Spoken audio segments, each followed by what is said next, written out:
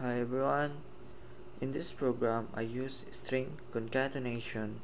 That means I join two strings, my first name and my last name, using the plus sign.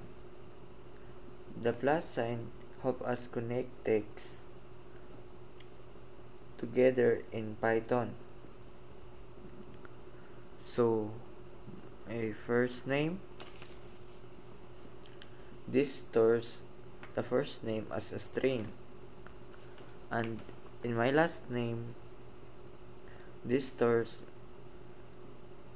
the last name as another string, and in the line 6, the full underscore name, the plus sign joins concatenation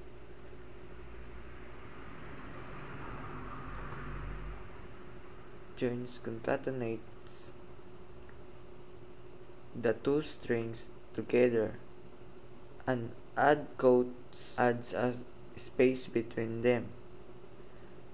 This prints one full sentence by joining several strings together.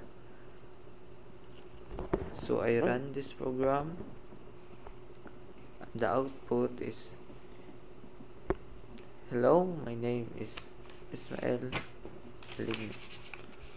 Insert string concatenation means joining strings using the plus operator. You can also add spaces or other words between them by putting them inside quotation marks. And that's all.